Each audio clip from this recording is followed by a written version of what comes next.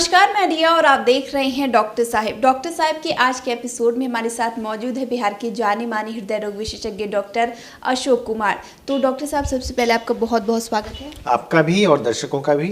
Doctor साहब, बहुत बार लोग ये शिकायत करते हैं और लोगों का मानना ये हो गया है कि आखिर दिल की बीमारियां होती क्यों हैं।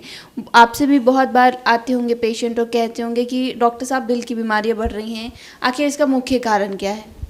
देखिए, ये जो डिजीज़ है, हार्ट की बीमारी है, कुछ चीज़ें हैं जिस पे हमारा बस नहीं है। जैसे कि आनुवंशिक बीमारी है, कुछ तो जेनेटिकली प्रीडिस्पोज्ड लोग होते हैं और जो आनुवंशिक है उसमें हमारा बस नहीं चल सकता है। लेकिन इसके अलावा जो बीमारी है, ये नॉन कम्युनिकेबल डिजीज़ है। नॉन कम्युनिकेबल डिजीज़ आज के डेट में सबसे ज़्यादा मोर्टालिटी का कारण, मृत्यु का कारण बन रहा है।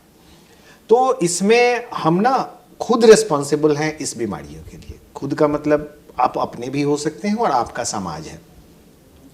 जैसे इसमें कुछ रिस्क फैक्टर जो सबसे कॉमन और सबसे ज़्यादा है और सबसे भयावह स्थिति है, जो कार्डियोवास्कुलर डिजीज, जो कि अबाउट 30% ऑफ डेथ के लिए रिस्पॉन्सिबल है। आप समझें कि हर तीसरे मौत में एक मौत के लिए जिम्मेवार कार्डियोवास्कुलर डिजीज है।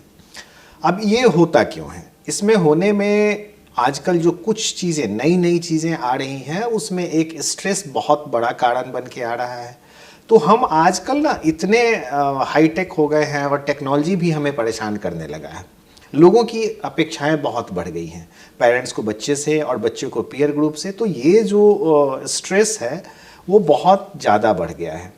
तो जो अभी मैं नई के जो रिस्क फैक्टर है उसी पे पहले चर्चा करें। तो जो स्ट्रेस है, किसी तरह का स्ट्रेस है, वो हो गया है पुअर स्लीप।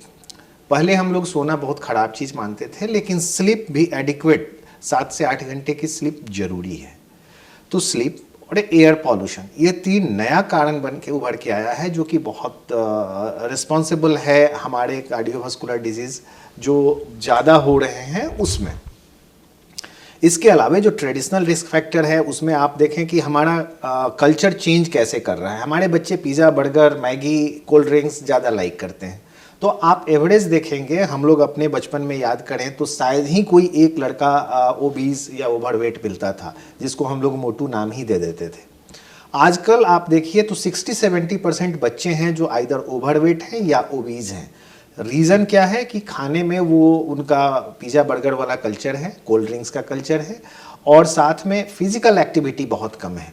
पहले हम लोग मनोहर पोथी में ही भाई लिखा रहता था कि दौड़ कूद के खेलो खेल, रखना सब लड़कों से मेल। आज क्या है? किसी से कोई मेल नहीं रहना है। सब लोगों को अपना टैबलेट है, मोबाइल है, टीवी है, इसी पे उन बच्चों की ज़िंदगी एक रूम में कैद हो गई है। तो फिजिकल एक्टिविटी कम हो गई है। हमारे बड़े लोग भी ज़्यादा लग्जरियस लाइफ जीते हैं। पहले पैदल चलने का रिवाज था, साइकिल से चलते थे। अब हम बाइक से, कार से या पब्लिक ट्रांसपोर्ट इजीली अवेलेबल है, हम उसका यूज़ करते हैं। अपना पारिश्रमिक जो शारीरिक श्रम है वो बहुत कम हो गया है। तो इसके चलते नतीजा क्या हुआ है? हम ओबीज हो गए हैं, हमें डायबिटीज़ हो गया है, हमें ब्लड प्रेशर की बीमारी हो गई है। और इसके बाद जब तनाव बढ़ जाता है, जब हमारे खर्च बढ़ते हैं, तो हम क्या करते हैं? इसको नशा के रूप में आगे बढ़ने लगता है। जब स्ट्रेस बढ़ा तो हम स्मोकिंग करने लगते हैं, अल्कोहल लेने लगते हैं। ये सारे रिस्क फैक्टर हैं जो कि हमें हार्ट की बीमारियों की तरफ लेके जाते हैं। तो ये जो 7-8 रिस्क फैक्टर मैंने बताया, इसमें हमारा एज और आनुवंशिक जो जेनेटिक है, फैमिलियल होते आ रहा है, 2 चीज़ को हटा दिया जाए तो बाकी रिस्क फैक्टर्स को अगर हम कंट्रोल करें तो 80% तक हार्ट अटैक या हार्ट के बीमारियों से हम बच सकते हैं।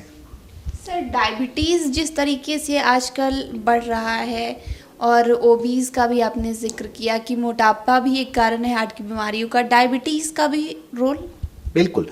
डायबिटीज़ देखिए, अगर आप देखेंगे तो आजकल जो कैंपेन चला है कि नो शुगर, ये बहुत अच्छा कैंपेन है। आप देखेंगे कि शुगर जो स्टडी हुई है उसमें आप शुगर उतना ही कल्प्रिट है हार्ट की बीमारी होने में जितना स्मोकिंग है।